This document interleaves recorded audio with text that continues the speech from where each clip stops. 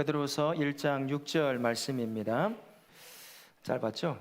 당황하지 마시고 앉으시면 됩니다. 어떤 목사님께서 쓰신 책을 제가 읽었는데 그 책에 보니까 사람의 성품을 재미있게 두 가지로 나누어서 표현을 하고 있더라고요. 하나의 성품은 지뢰형 성품이라고 하고 또 하나의 성품은 시한폭탄형 성품이 있다라고 이야기하더라고요. 지뢰형 성품은 뭘까요? 반응이 올 때마다 터지는 거예요. 분노하고 화내고 짜증내고 나가버리고 이런 겁니다. 그럼 반면에 시한폭탄형 성품은 어떤 성품일까요? 참는 거예요. 또 참아요. 또 참아요. 또 참아요. 그런데 마음이라는 공간이라고 하는 것은 눈에 보이지 않지만 한계가 지어져 있거든요. 한계치에 쌓이면 어떤 일이 발생하죠? 폭발하는 거예요. 분노하거나 아니면 하던 일을 그만두거나 갑자기 집을 떠나 야인 생활을 한다든지 그런 분들 보셨습니까? 이게 시한폭탄형 성품을 가진 사람들이라는 겁니다. 많은 성도들이 제가 보니까 이 시한폭탄형 성품을 가지고 계시더라고요. 조금의 차이는 있습니다. 이제 마음이라고 하는 공간의 크기의 차이가 있었기 때문에 누구는 조금 참고 바로 분노하거나 어떤 사람은 오래 참고 분노하다 보니 그 정도의 차이만 있을 뿐 각자 가지고 있는 마음의 공간이라고 하는 것은 보이지 않지만 물리적인 공간처럼 그 한계가 지어져 있어요. 한계치가 있다라는 거죠. 그 한계치를 치면 터지게 되어 있습니다. 압력밥솥으로 밥을 지어 보셨습니까? 지금도 압력밥솥으로 밥 짓는 분 계셔요? 별로 없죠. 지금 압력밥솥 쓰시는 분들은 없을 것 같은데 압력밥솥하고 똑같아요. 압력밥솥으로 밥을 지으면 이제 압력이 어느 정도 차면 어떻게 되죠? 이 가운데 꼬다리가 막 움직이면서 칙칙칙칙 하면서 압력이 빠져나가요. 어떤 압력솥은 어떤 소리를 낼까요? 호루라기 소리를 내면서 굉장히 시끄럽게 압력이 쫙 빠져나갑니다. 그러면 적절한 시간에 적절하게 압력이 빠져나가면 밥은 되게 맛있죠. 그리고 아무 문제도 발생하지 않아요.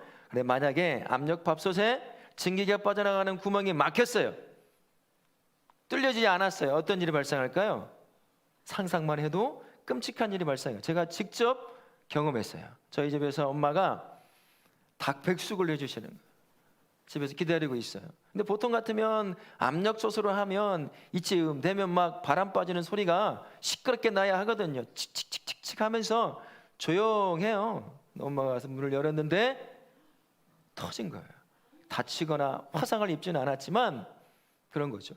압력이 가득 차서 너무나 세게 차면 어떤 일이 발생하죠? 뚜껑이요 천장을 뚫습니다.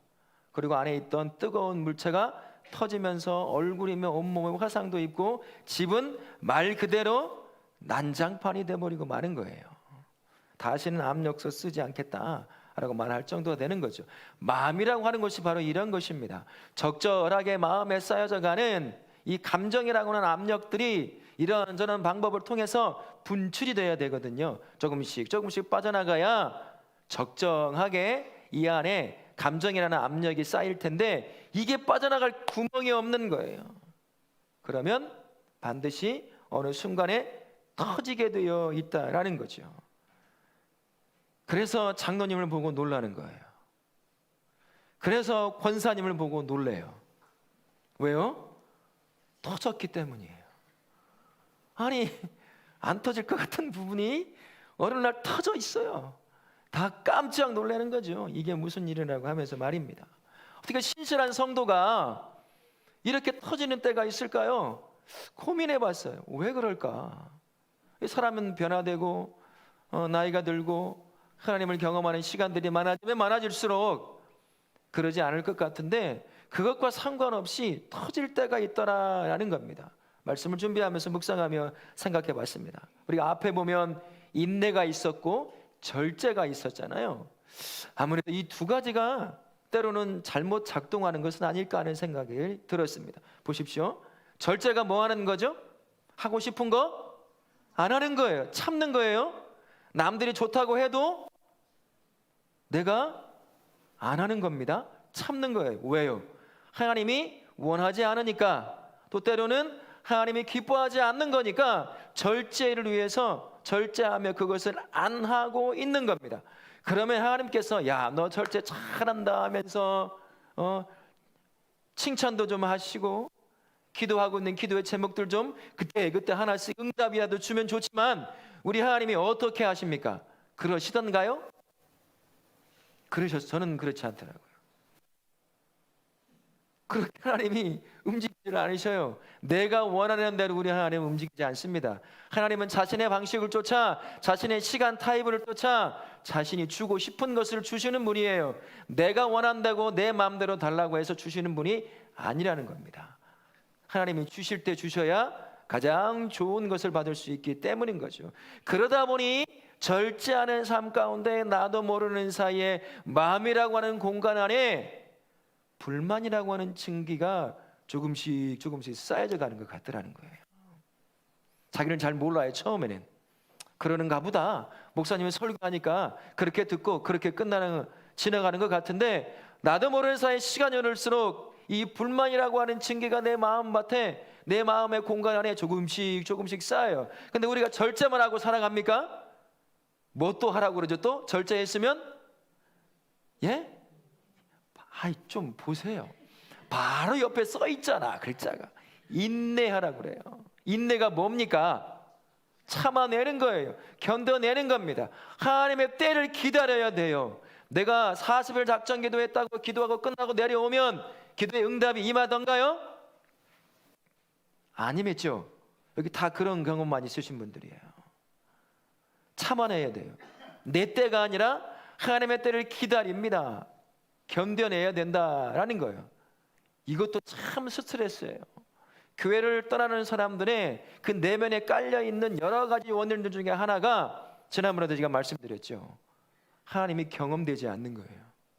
내가 기도하고 열심히 봉사하고 섬기면 어느 시기든 하나님의 내 삶에 역사하셔서 이런 저것 만들어내고 바꿔내면, 안 믿는 사람도 보면서 야, 진짜 하나님이 계신가 보다, 하나님은 너를 사랑하는가 보다 라고 생각이라도 할 텐데, 우리 하나님은 그렇게 움직이시는 분이 아니기 때문이에요. 그러다 보니 절제 가운데 불만족의 증기가 인내하며 무엇으로 바뀔까요? 분노의 증기로 바뀌기 시작하는 거예요. 그리고 더 쌓여져 가기 시작하는 거죠. 그리고 어느 순간 빵 하고 터지는 겁니다. 분노로 터지는 사람이 있는가 하면 그 다음날 교회 안 나오는 곳으로 터지는 사람이 있어요. 이렇게 돌아서 물어보면 이유가 뭔지 아세요? 목사님이 설교하다가 자기를 쳤다는 거예요. 설교 내용에 자기를 쳤다는 거예요. 나는 알지도 못하는 걸로. 쌓이고 쌓였던 것이 어느 하나의 촉발 요인이 생기면 그렇게 터져요. 분노로 터지고, 교회를 떠나는 것으로 터지고, 사람들과의 갈등을 일으키는 것으로 터지고, 그렇게 터지더라라는 것입니다. 근데 문제는 여기에서 끝나지 않아요. 인내가, 우리는 그 과정을 겪을 수밖에 없거든요. 그렇게 내가 인내를 길러가는 것입니다. 절제도 마찬가지고요. 그런데 절제를 성장하고 인내까지 성장하여 가며 더 성품이 성숙해져 가야 될 텐데, 인내가 인내로 머문다는 게 문제입니다. 참는 게 한계가 있어요. 그럼 참다 터지는 사람이 하는 말이 뭐가 있을까요? 나 이만큼 참았어. 더 이상 못 참아.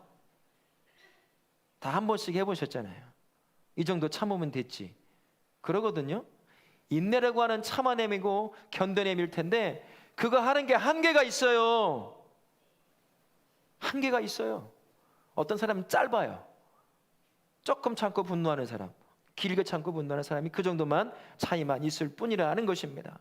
인내가 인내로 머물면 반드시 그렇게 폭발하게 되어 있는 거예요. 그래서 인내라고 하는 것은 경건이라고 하는 옷을 입어야 합니다. 경건이라고 하는 옷을 입을 때 절제와 인내의 삶을 살아왔던 그 선하고 좋은 삶이 선한 열매를 맺어요. 그러나 경건이라고 하는 옷을 입지 않으면 절제하고 인내하며 살아왔던 삶이 분노의 열매를 맺는 삶으로 무너져 내려버리게 되는 거죠. 경건의 옷을 입지 않고 인내하고 절제만 했던 사람들이 성경에 등장하게 되거든요. 그 대표적인 사람이 구약에는 모세라고 하는 사람입니다. 여러분, 모세가 민수기 12장에 보면 하나님께서 모세를 향해 뭘 하고 칭찬하시냐면 이렇게 칭찬해요. 이 사람 모세는 온유함이 치면에 모든 사람보다 못하더라, 더하더라. 이 칭찬을 받은 사람이거든요. 근데 민수기 20장을 딱 넘어가면서 엄청난 일이 발생해요. 모세라고 하는 사람, 이스라엘 백성의 불순종에 넌덜머리가 난 사람입니다. 질려버렸어요. 조금만 목마르면 불평하고 돌들어 자기를 쳐 죽이려고 합니다. 여호수아를 쳐 죽이려고 하고 하나님을 향하여 원망하죠. 조금만 배고프면, 조금만 더우면, 조금만 추우면, 조금만 더 걸어가면 하나님을 향해, 모세를 향해, 여호수아를 향해, 아론을 향해 돌을 들어 쳐 죽이고 우리 다시 애굽으로 보내줘라. 이렇게 하던 사람들, 광야 내에 그러고 살았거든요. 여러분, 그 소리를 하루에 몇 번씩 모세의 입장에 대해서 들어보십시오. 얼마나 넌덜머리가 나겠습니까? 질려버리죠. 그런데 오늘도 변함없이 이 사람들이 목마르다고 불평하는 거야. 하나님께서 모세를 통해 저 바위를 네 지팡이를 치라, 다 먹을 물이 나오겠다고 하신 거예요. 지팡이를 들고 치려고 하니까 모세의 마음이 어때요? 이 썩을 것들 또 나를 분노하게 만드는, 한 번 치면 될 것 어떻게 했을까요? 두 번을 그냥 톡톡 쳤을까요? 지팡이가 부러질 정도로 아마 에라 하면서 내쳤을 거예요. 그 온유함이 지면의 모든 사람보다도 더하더라고 하나님 앞에 칭찬받았던 모세라고 하는 사람이 절제하고 인내하며 살던 그 삶이 쌓이고 쌓이니까 터지더라는 거죠. 그의 인생이 어떻게 됩니까? 느보산에서 들어갈 가나안 땅을 바라보면서 그렇게 하나님 죽었어요. 그렇게 소망하며 광야를 헤매며 돌던 그가 그 땅에 들어가 보지도 못하고 죽었다는 거죠. 구약에 모세가 있었다고 한다면 신약엔 누가 있을까요? 제자들 중에 한 명이 있어요. 아주 이 사람은 시한폭탄형이 아니에요. 그래서 예측 가능한 형이기는 합니다. 지뢰형이에요. 베드로라는 하는 사람이에요. 조금만 자극이 오면 바로 반응해요. 예수님 잡으러 오니까 가장 먼저 칼 뽑아 귀를 자른 사람이 누구예요? 베드로예요. 예수님 잡힌 것 보고 옆에 사람이 너도 그 사람 중에 한 명 아니냐? 침착하면 모를까? 뭐라고 말하죠? 나 아니라고 말해요. 그리고 나중에 뭐라고 합니까? 예수님까지 저주해요. 뭐만 오면 바로바로 반응하는 사람이 이 베드로라고 하는 사람이에요. 그래서 베드로의 별명이 뭘까요? 우레의 자식이라. 얼마나 조금만 오면 천둥 치듯이 그렇게 즉흥적으로 반응하고 행동을 했던지 그런 거죠. 아무리 예수님의 처자라고 해도, 모세라고 하더라도요, 겸손이라고 하는 옷을 절제와 인내 가운데 입히지 않으면 절제와 인내의 삶을 살아왔던 선한 그 삶이 선한 열매를 맺지 못합니다. 절제와 인내의 삶이 경건이라는 옷을 딱 입지 못하면 그 삶이 하나님께 영광이 안 돼요. 모세의 삶이 영광이었을까요? 하나님이 치라고 하는 그 돌을 칠 때 전혀 그렇지 못했죠. 베드로도 마찬가지입니다. 저주하고 도망치는 인생이 돼버린 거죠. 절제와 인내의 삶이 경건이라는 옷을 딱 입는 그 순간 그 삶은 원래 의도했던 대로 하나님이 기뻐하시는 그 선한 열매를 맺게 되어 있는 겁니다. 반드시 경건이라는 옷을 입어야 돼요. 그러면 절제와 인내가 선한 열매를 맺도록 하는 경건이라고 하는 옷은 어떤 것일까요? 경건은 이런 겁니다. 하나님을 경외하고 사람들을 선한 태도를 가지고 대하는 삶, 그게 경건이라고 하는 거예요. 여러분, 경건이라는 단어를 머릿속에 한번 떠올려 보십시오. 그려지는 그림이 뭔가요? 여러분의 머릿속에 그려지는 그림이 있어요. 그것 이상이 경건이 가지고 있는 의미입니다. 성경이 말하는 경건은 여러분 머릿속에 떠오르는 그 모습 이상이라는 얘기예요. 종교적 행위, 열심을 다하는 것, 그 이상입니다. 예배 잘 드려요. 하나님의 말씀 잘 읽습니다. 묵상합니다. 기도합니다. 열심히 섬겨요. 그 이상이라는 것이죠. 윤리적으로 참 남들이 보기에 잘 살아요. 착한 삶을 삽니다. 그것도 포함되지만 경건은 그 이상이에요. 경건이라고 하는 것은, 성경이 말하는 경건이라고 하는 것은 하나님과의 바른 관계 가운데 다른 사람들과의 바른 관계를 가지고 살아가는 삶이라고 할 수가 있는 겁니다. 그래서 야고보 사도가 이 경건을 야고보서 1장 27절을 통해서 이 경건의 실제적인 모습이 무엇인지 우리에게 가르쳐 주거든요. 야고보서 1장 20절을 같이 한번 읽겠습니다. 하나님 아버지 앞에서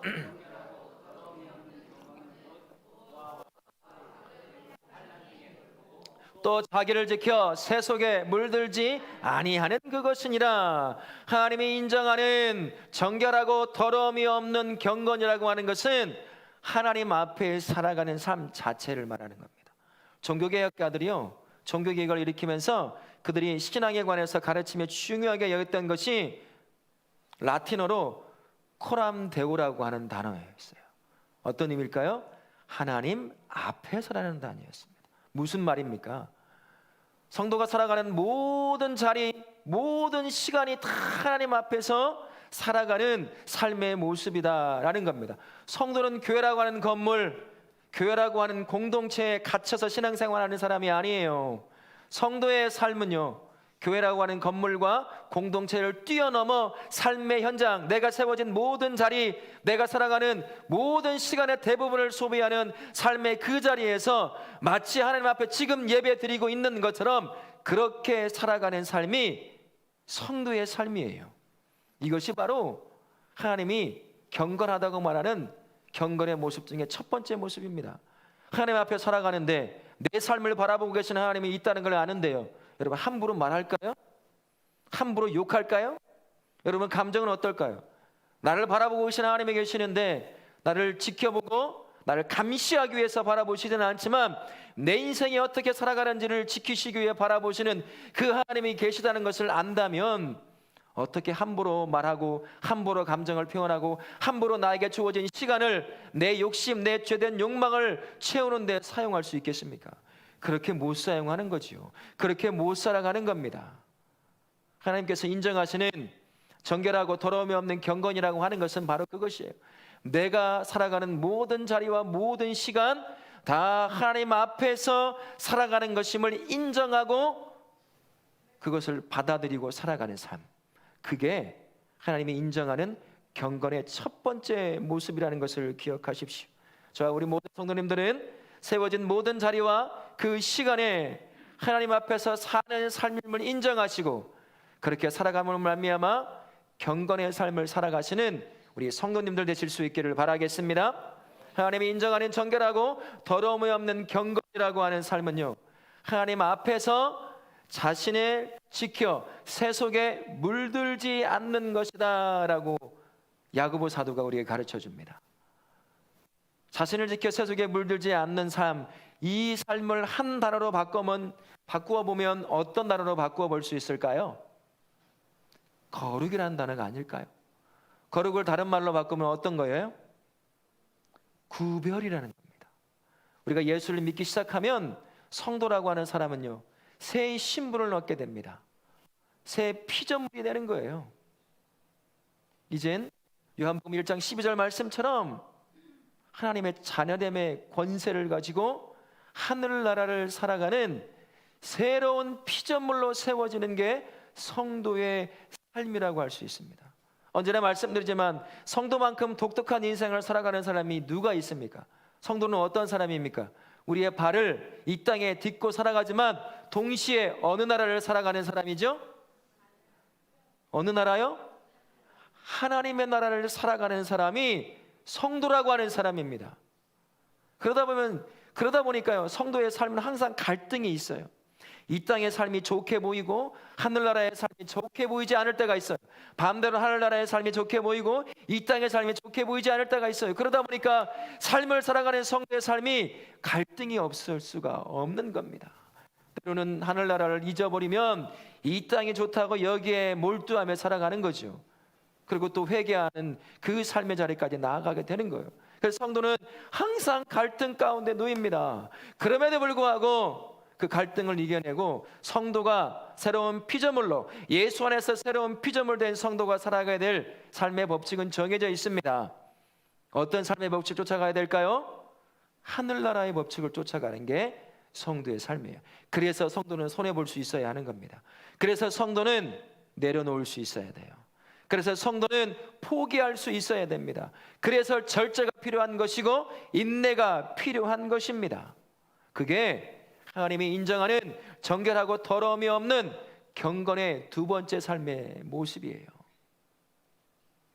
이 세상에 물들지 않는 거죠. 구별된 삶을 살아가는 겁니다. 사람들이 뭐라고 하지요?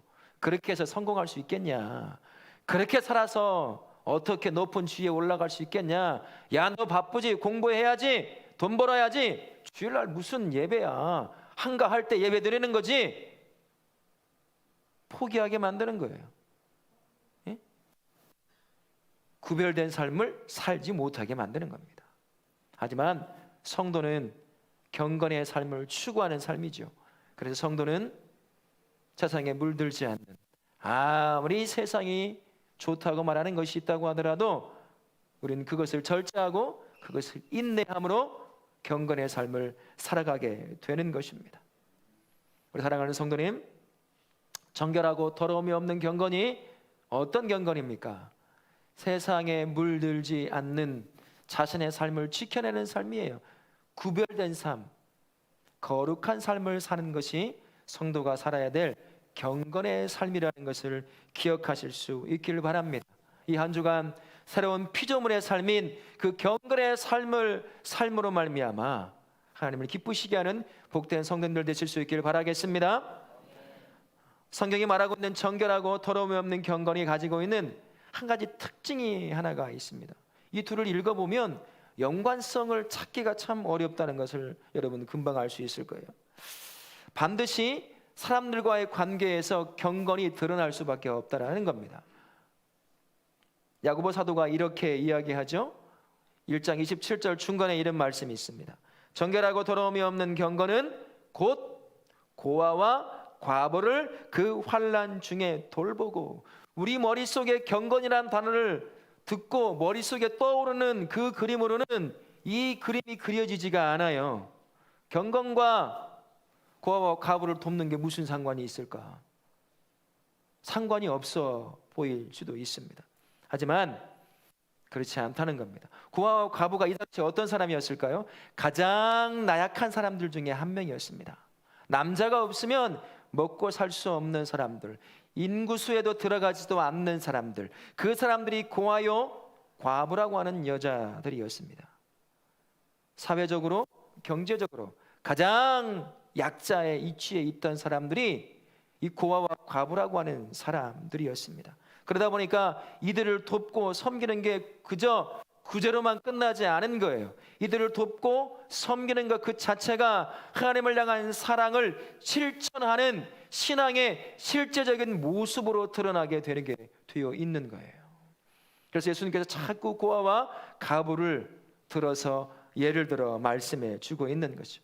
경건이라고 하는 것, 성경이 말하는 경건이라고 하는 건 하나님과의 좋은 관계만 맺어서 이루어지는 게 아니라는 겁니다.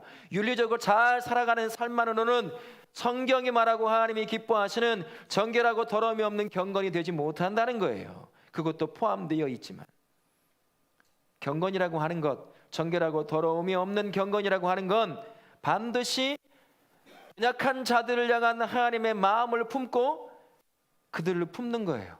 내가 섬길 수 있는 작은 것으로 그들을 섬겨내는 것, 그게 하나님이 기뻐하시는 정결하고 더러움이 없는 경건의 세 번째 모습이라고 할 수가 있는 거지요. 이런 의미에서요, 우리의 성도들, 오늘 우리 농협중앙회 우리 신우회 되시는 집사님이 와서 말씀하죠. 농촌이 참 어렵다고 얘기하잖아요. 우리는 여기서 돈 주고 사 먹으니까 잘 모르지만 실제 그들과 접하는 사람들에게는 아마 적지 않은 어려움으로 다가오는 거죠. 전부 중국산 농산물을 정말 들어오잖아요. 물론 잘 안 먹으려고 하지만 이런 상황에 우리가 섬길 수 있는 게 뭐가 있을까요? 내가 어차피 사 먹을 거 조금 발품 팔아서 하나로 마트에 가서 그들이 애써 피땀 흘려 길러낸 야채, 채소 그리고 과일 등을 적당한 가격 주고 사 먹어주는 것, 그것도 아마 우리가 경건의 삶을 살아가는 작은 삶의 모습 중에 하나일 겁니다. 그러니 그런 작은 것들, 남들이 잘 인정하지 않을지도 모르겠지만 그런 작은 모습, 그 작은 모습의 섬김을 통해 우리가 경건의 삶을 살 수 있다는 걸 기억하십시오.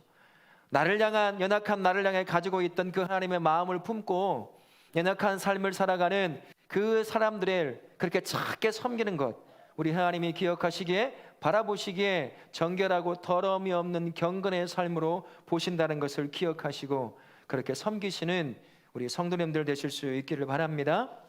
경건의 삶이라고 하는 걸 생각해 보면요, 세상의 눈으로 바라보면 참 어리석고 무능하게 보일 때가 있어요. 그렇게 살아서 무슨 성공을 할 수 있을까? 여러분, 그렇게 살면 성공할 수 있을까요? 세상적인 의미에서 여러분 성공할 수 있을 것 같으세요? 절대 못해요.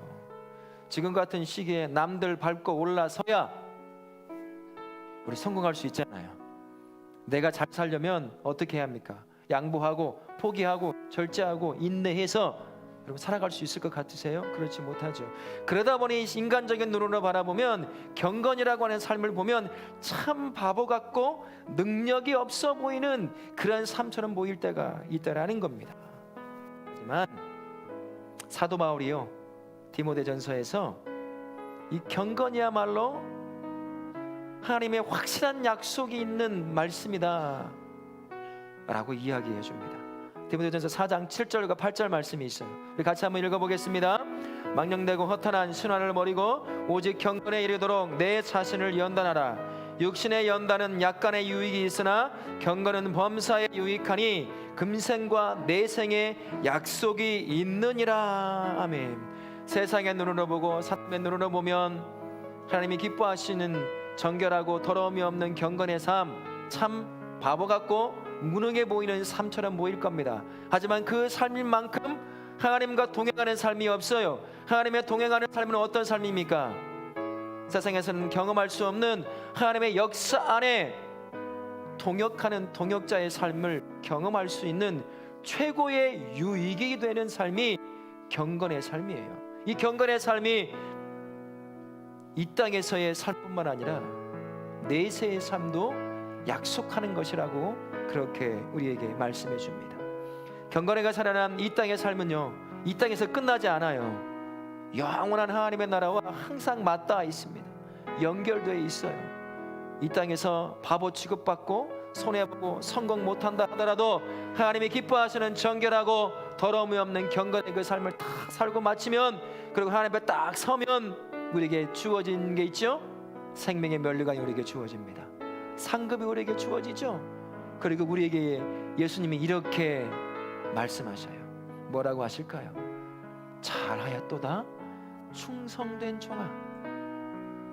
우리에게 그게 약속이 되어 있어요. 세상의 눈으로 바라보면 안 돼요. 그래서 바보 같고 무능해 보일 수 있어요. 이 한 주간 또 살아가면서 경건을 쫓아 살다 보면 내려놓고 손해볼 것도 많이 있을 겁니다. 그러나 하나님이 오셨을 때는 다른 걸 기억하십시오. 이 한 주간 또 삶의 현장에 여러분들이 살아가야 됩니다. 그 삶의 현장은 절제와 인내를 넘어 경건의 삶을 살아가야 될 삶의 자리예요. 마치 오늘 예배를 드리듯 이 자리에 와 있던 것처럼 그렇게 예배를 드리는 삶처럼 그렇게 살아내야 될 삶이 여러분들이 살아가야 될 또 다른 6일간의 삶입니다. 그 자리는 경건으로 절제와 인내가 선한 열매를 맺는 그러한 삶이 되어야 될 줄로 믿습니다. 우리 모든 성도님들, 어리석어 보이는 경건의 삶을 포기하지 마시고 함께 하시는 하나님과 성령 하나님의 능력을 통해 힘과 지혜를 얻어 경건의 삶을 통해 하나님을 기쁘시게 하고 약속을 성취해 나가시는 우리 모든 성도님들 되시기를 예수님의 이름으로 축원합니다. 아멘.